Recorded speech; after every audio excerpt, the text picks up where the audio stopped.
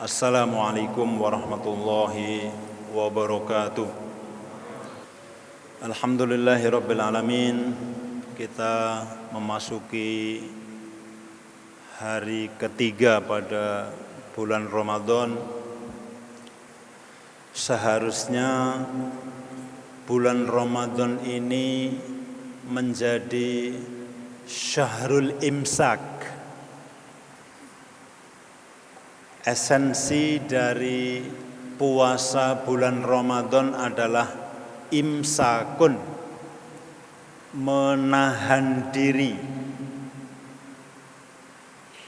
Menahan diri dari rasa lapar, menahan diri dari rasa haus, menahan diri untuk meninggalkan sesuatu yang tidak bermanfaat, menahan diri untuk membicarakan orang lain, menahan diri untuk tidak melakukan sesuatu yang bisa membatalkan puasa.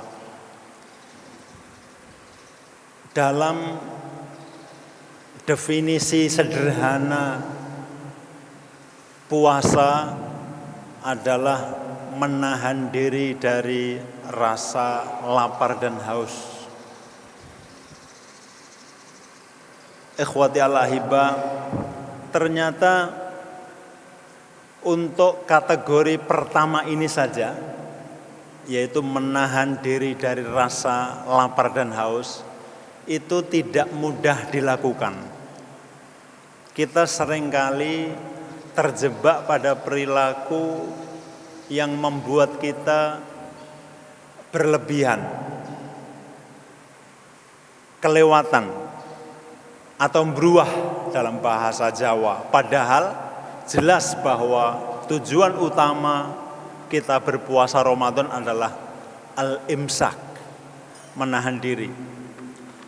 Ada beberapa contoh barangkali yang diantaranya yang menarik menurut saya adalah disertasi yang ditulis oleh saudara Habrianto pada tahun 2019 kemarin saja di Universitas Islam Sumatera Utara.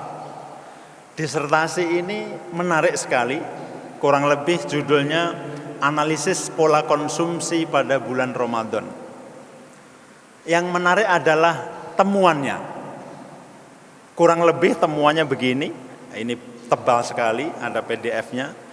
Kurang lebih temuan penelitian ini adalah ternyata ada peningkatan konsumsi yang signifikan pada keluarga muslim di bulan Ramadan.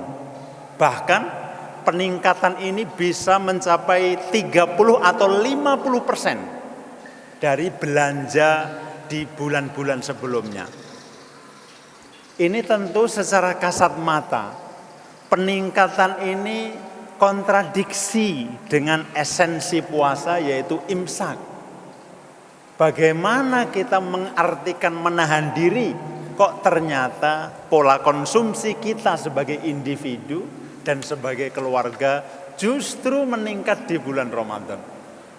Tentu ada sekian banyak faktor yang membuat pola konsumsi kita tidak sama atau berlebihan atau tidak wajar.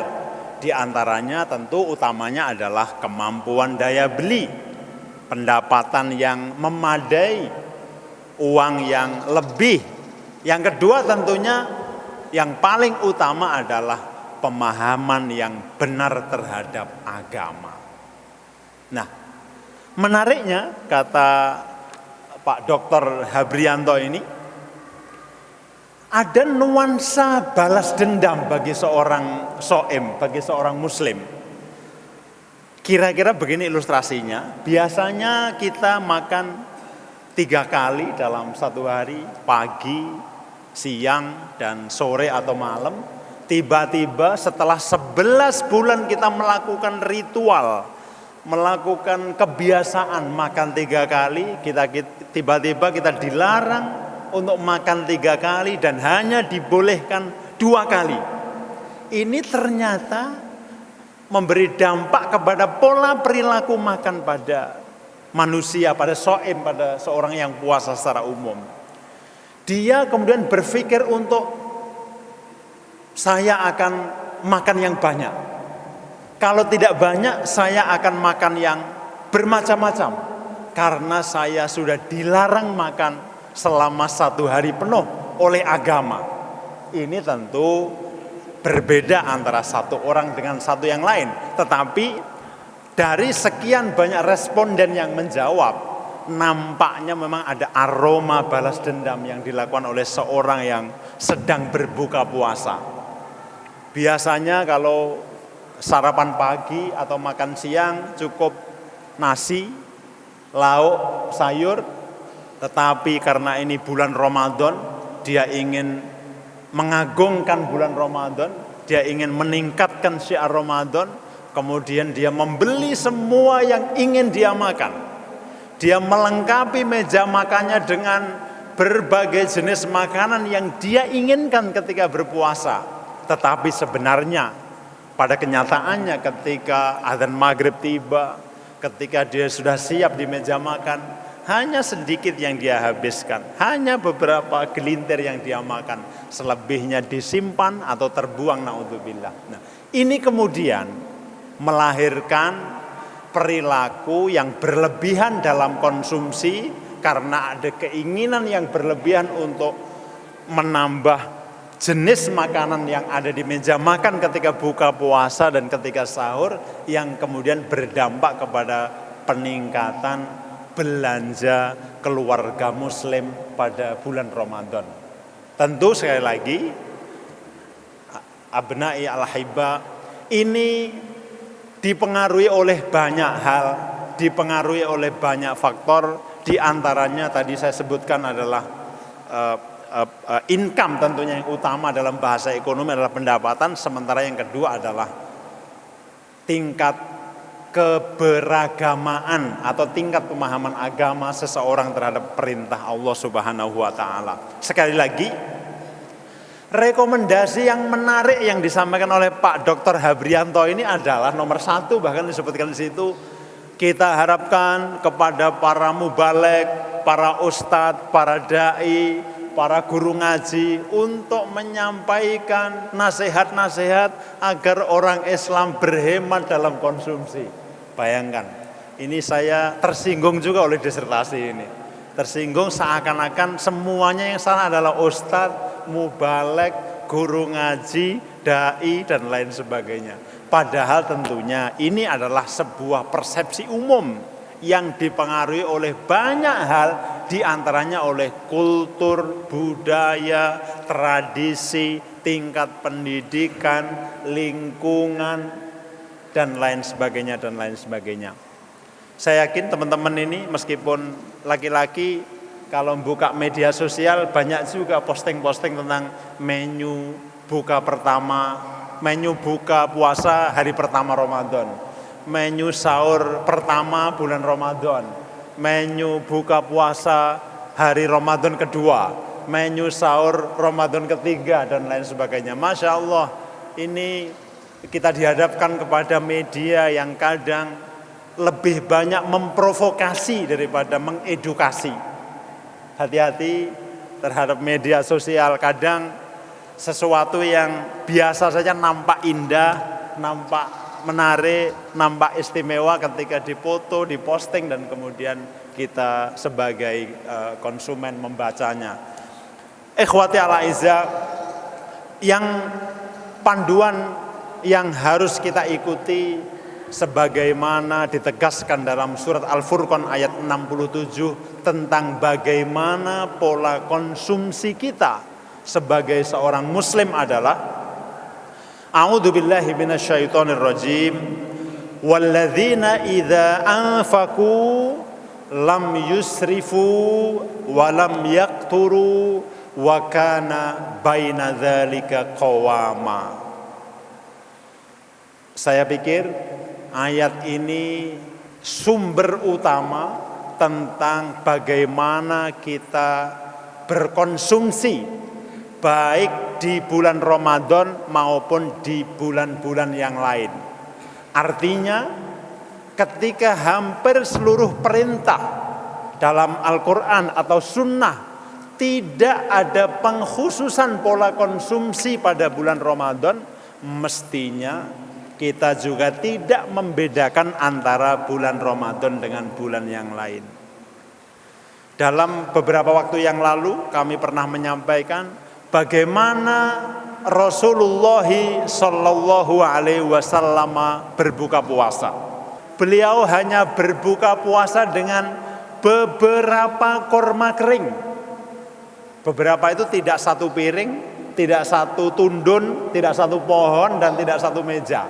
Beberapa kurma piring.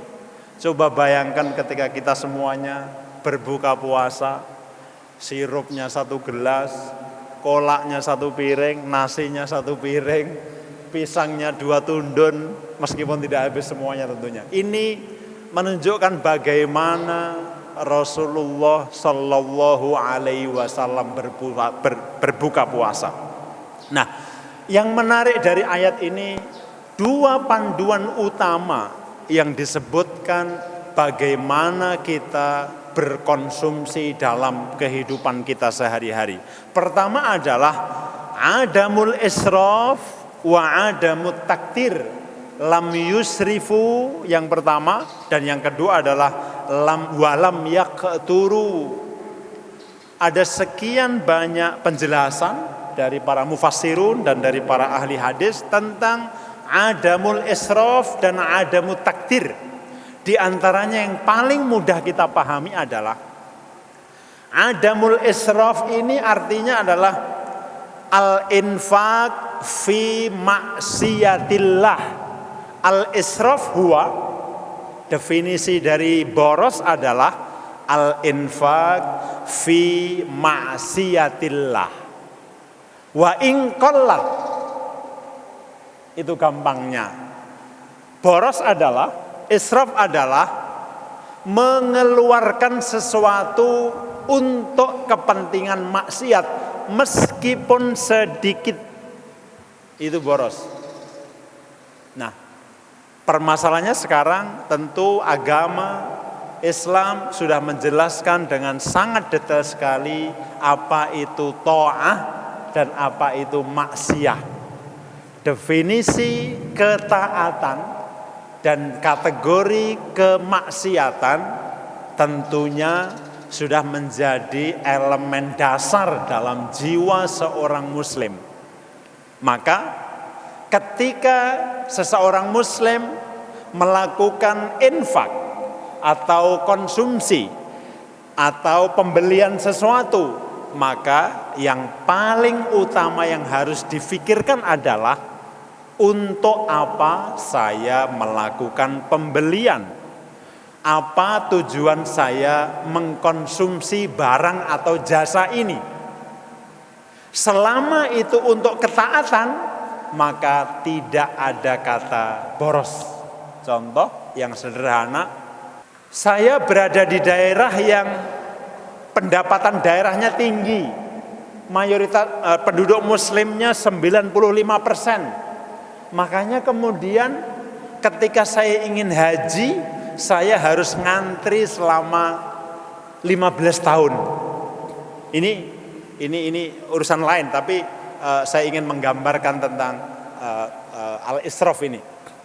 Kemudian karena kita tidak sabar untuk nunggu 15 tahun haji, kita tidak tahu apakah 15 tahun lagi masih sehat, masih bisa berjalan, masih bisa pergi haji.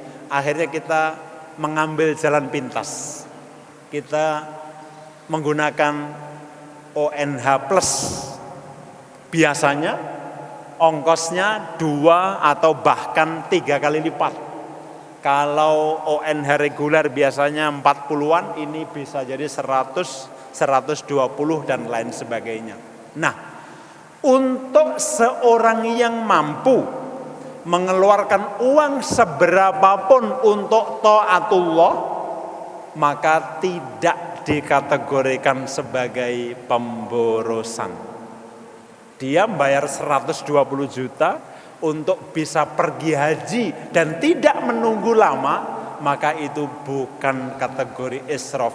Wa inkasuro, tentu 120 juta itu besar, itu mahal, makanya ini dikembalikan kepada manistata'a ilaihi sabila. Kita tidak melihat 120 jutanya, tetapi melihat kemampuan dan kemauan dia sebagai orang yang mau berhaji. Sementara kalau kita membeli sesuatu yang tidak bermanfaat, saya tidak tahu contohnya karena sangat beragam antara satu orang dengan satu lain. Umpamanya membeli stick game, saya tidak tahu namanya stick game ini apa. Membeli stick untuk game, harganya sih hanya 100.000, tetapi karena umumnya stick game itu tidak digunakan untuk zikir atau untuk wirid atau dibawa ke masjid, maka kira-kira itu termasuk kategori maksiat, mohon maaf kalau tidak tepat, dan itu kemudian menjadi kategori israf. Bayangkan 100.000 berbanding 120 juta, ini tidak israf dan ini israf. Maka beberapa ulama mendefinisikan boros itu tidak pernah diukur dengan kuantitas, tetapi boros atau israf itu diukur dengan maslahah, dengan maqasid, dengan tujuan untuk apa kita mengkonsumsi barang atau jasa. Contoh lain barangkali, selama bulan Ramadan tentu syiar Ramadan begitu menggema, nurani kita begitu dibangkitkan, semangat kita untuk meningkatkan ibadah begitu tinggi. Tiba-tiba kita memiliki motivasi agar saya semangat belajar, agar saya bisa khatam 2 kali dalam bulan Ramadan, saya akan membeli sarung dan sajadah baru. Supaya saya semangat ke masjid, supaya saya duduknya nyaman, supaya saya bisa ngaji dengan khatam 2 atau 3 kali. Membeli sarung yang bagus atau sajadah yang bagus harganya 100.000, dia beli. Tujuannya untuk ibadah dengan baik, maka insya Allah selama tujuannya untuk ibadah digunakan dan dimanfaatkan dengan sebaik-baiknya, maka tidak termasuk kategori israf, karena tujuannya adalah ta'atullah.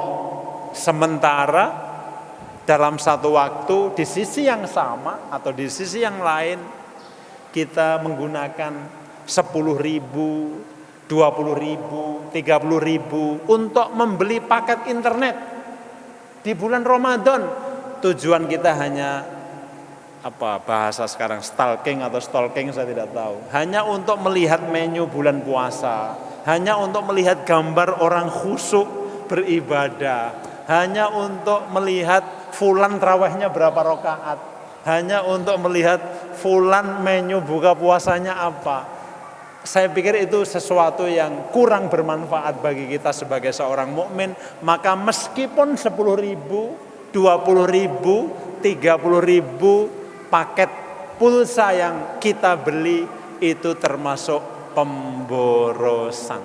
Itu adalah israf menurut definisi dan penjelasan para ulama. Nah, sisi kedua ikhwati al-ahibba yaitu at-takdir. Dalam bahasa Indonesia biasanya ini adalah dipahami dengan kikir, pelit, banyak sekali ya artinya dalam bahasa Jawa terutama. Secara umum definisi at-takdir adalah at-tahafud au al-man'u fi ta'atillah, melarang, menahan diri untuk sebuah kebaikan, itu takdir. Wa in qalla, contoh, kita sedang berjalan, kemudian tiba-tiba kita dapati di pinggir jalan ada seorang yang tua renta, bajunya compang-camping, dan kemudian kita tahu dia adalah seorang pengemis, peminta-minta. Kemudian kita tidak memberi meskipun hanya 500 perak atau 1.000 atau 2.000, itu termasuk kategori at-takdir. Contoh yang lain, ada masjid indah sekali seperti masjid di kampus kita ini. Kemudian barangkali ketika kita menjadi seorang yang mampu, tentu nantinya bukan kategori antum tulabul ilmi, atau di masyarakat tentunya ada sebuah masjid. Kemudian jamaahnya banyak sekali, ada yang kaya, ada yang pegawai, ada yang pejabat, ada yang pedagang. Masjid tersebut membutuhkan beberapa biaya untuk renovasi, untuk pengecatan ulang dan lain sebagainya. Tetapi para jamaah sangat sulit untuk mengeluarkan uang sehingga kebutuhan renovasinya tidak terpenuhi. Ini termasuk kategori at-takdir, yaitu sifat kikir, sifat menahan diri dari kebaikan.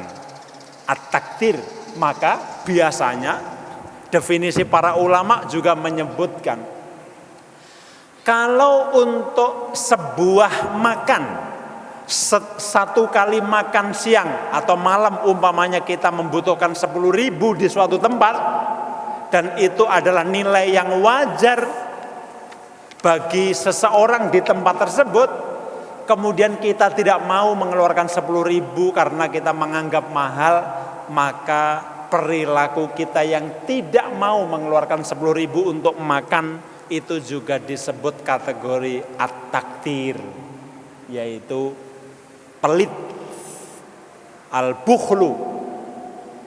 Al-israf wa takdir tadi kalau dalam garis lurus bisa satu diletakkan di sudut maksimalis dan satu lagi bisa diletakkan di sudut minimalis. Ilustrasinya begini.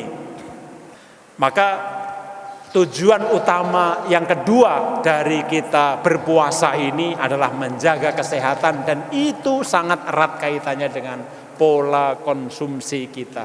Maka seharusnya kita mampu mengkonter disertasi Pak Habrianto ini dengan mengatakan, alhamdulillah puasa ini saya malah pengeluaran saya hanya 50% dari bulan-bulan sebelumnya. Mestinya begitu. Puasa ini kalau maghrib saya hanya takjil di masjid, hanya kurma sama air putih.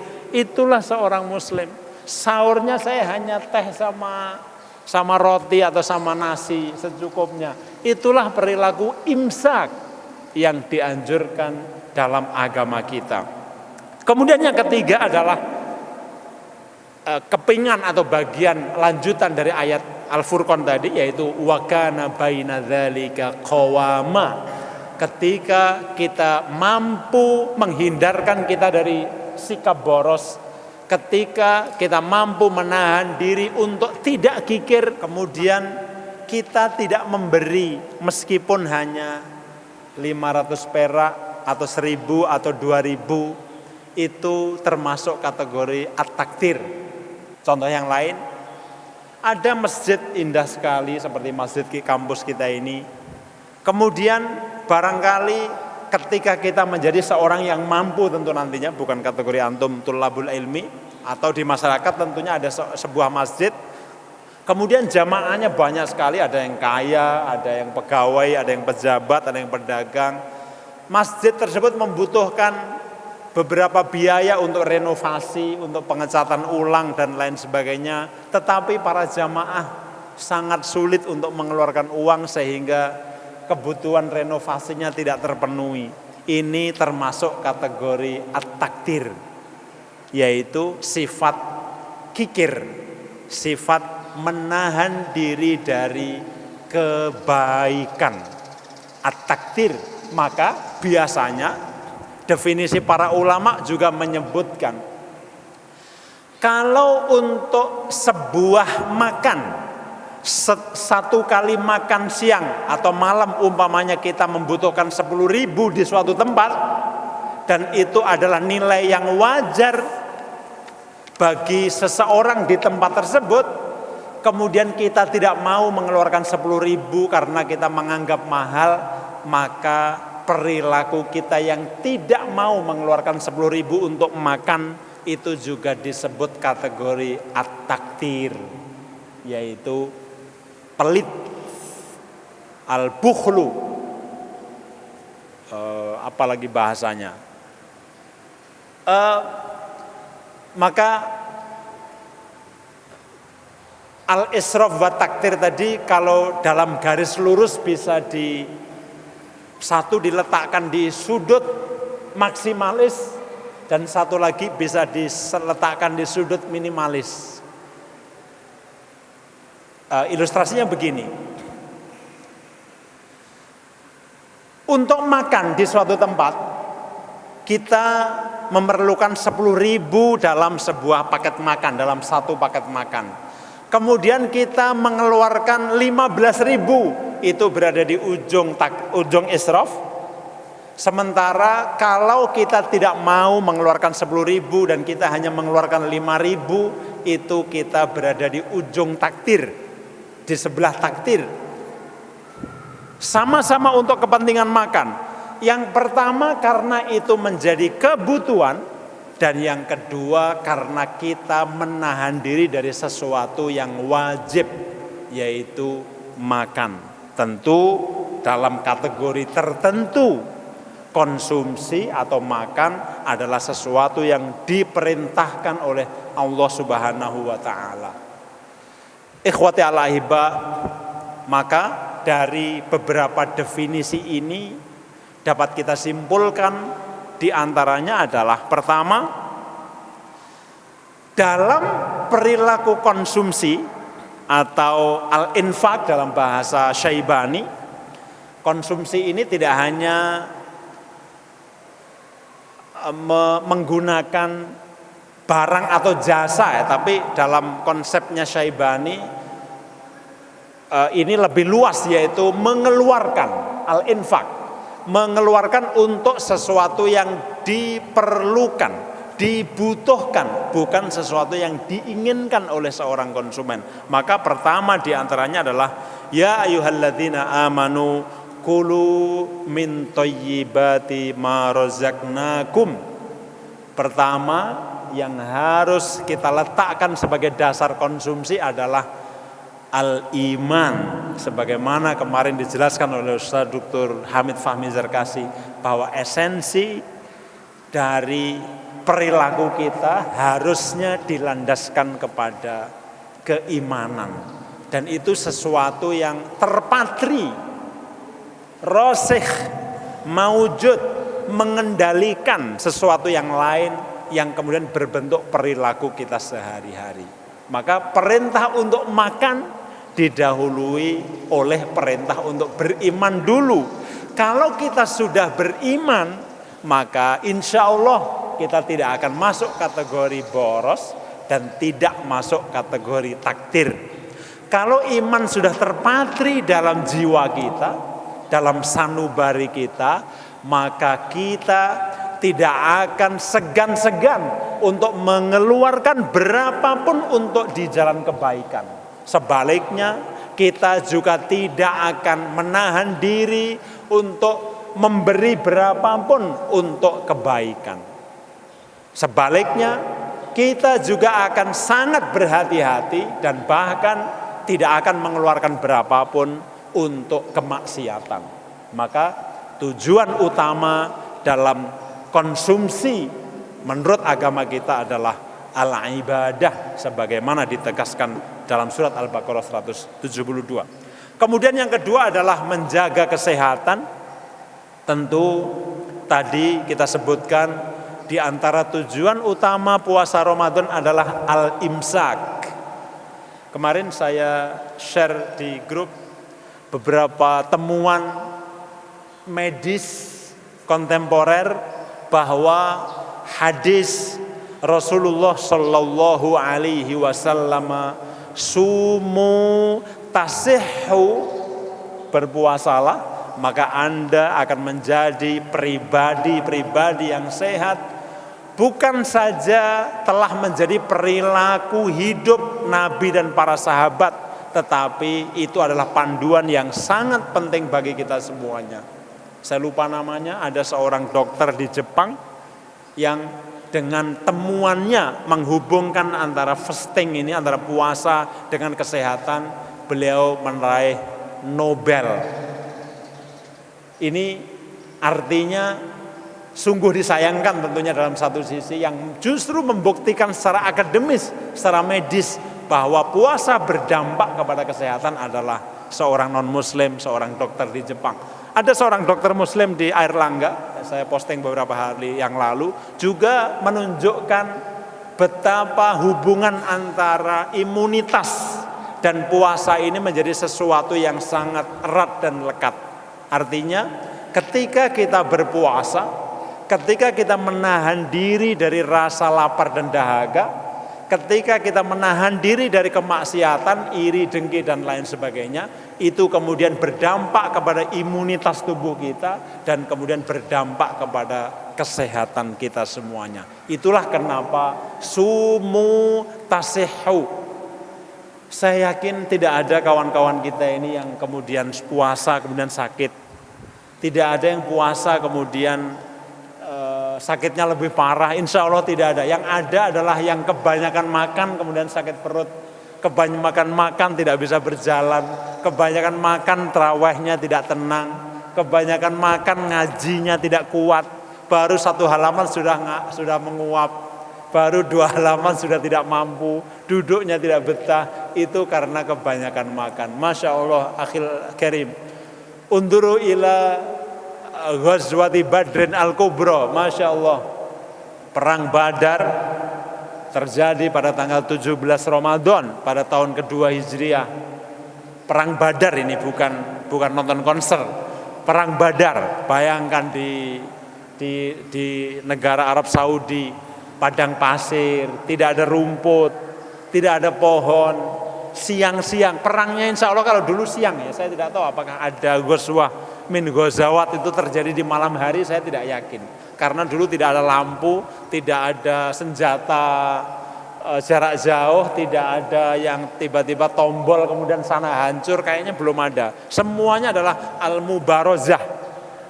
Mubarozah itu ya pedangnya dihunus, kemudian fighting 1 lawan 1, dan itu kemungkinan besar hanya terjadi di siang hari Ramadan.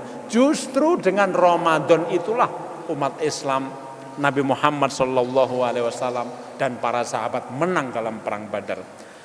Maka tujuan utama yang kedua dari kita berpuasa ini adalah menjaga kesehatan, dan itu sangat erat kaitannya dengan pola konsumsi kita. Maka seharusnya kita mampu mengkonter disertasi Pak Habrianto ini dengan mengatakan, alhamdulillah puasa ini saya malah pengeluaran saya hanya 50% dari bulan-bulan sebelumnya. Mestinya begitu. Puasa ini kalau maghrib saya hanya takjil di masjid, hanya kurma sama air putih. Itulah seorang muslim. Sahurnya saya hanya teh sama roti atau sama nasi secukupnya. Itulah perilaku imsak yang dianjurkan dalam agama kita. Kemudian yang ketiga adalah kepingan atau bagian lanjutan dari ayat Al-Furqan tadi, yaitu wa kana baina dzalika qawama. Ketika kita mampu menghindarkan kita dari sikap boros, ketika kita mampu menahan diri untuk tidak kikir, seharusnya kita lakukan adalah wa kana baina dzalika qawama, at-tawassut wal i'tidal. Dalam beberapa karya Asy-Syaibani, beliau menjelaskan dengan sangat bagus sekali bagaimana perilaku moderat ini. Moderat biasanya dalam pemikiran ya, kalau dalam konsumsi mestinya wajar, perilaku wajar. Perilaku wajar dalam konsumsi tentunya yang paling utama adalah memenuhi kebutuhan hidup, sadul hajah, basic need, pemenuhan kebutuhan hidup sebagaimana ditegaskan oleh Al-Imam Asy-Syatibi dalam beberapa karyanya dan Imam Ghazali sebelumnya.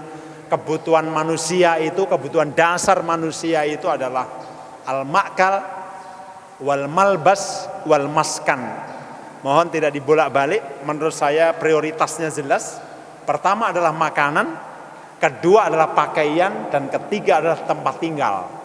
Kita seringkali diputarbalikkan oleh perilaku atau sikap hedonisme barat yang kemudian makan tidak lagi sekedar untuk mencukupi kebutuhan hidup, tapi untuk gaya hidup. Pakaian tidak lagi untuk sekedar satrul aurah, tetapi untuk sosialita. Rumah tidak lagi untuk menahan panas dan dingin, tetapi untuk al-mubahat atau berpoya-poya atau berbangga-bangga. Ini yang kemudian diingatkan oleh Al-Imam Asy-Syatibi dan sebelumnya Abu Hamid Al-Ghazali, bahwa yang paling utama dalam konsumsi atau perilaku infak kita adalah at-tawassut wal-i'tidal. Akhi al-aizza, barangkali satu hadis yang terakhir yang ingin kami sampaikan adalah hadis rawahu Ibnu Majah, qala Rasulullah sallallahu alaihi wasallam, mala'a bnu adama wi'aan syarran min batnihi bihasabi bni adam luqaimat.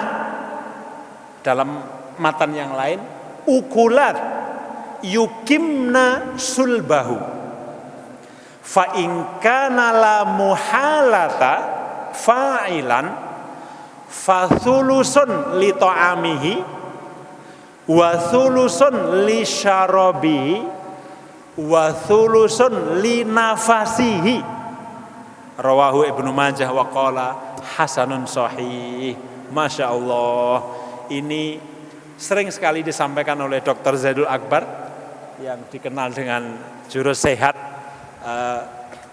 Setidaknya ini adalah panduan yang sangat fundamental bagi kita untuk bagaimana kita berperilaku sehat, yaitu bagaimana kita makan, bagaimana kita minum, dan bagaimana kita mengelola perut kita, yaitu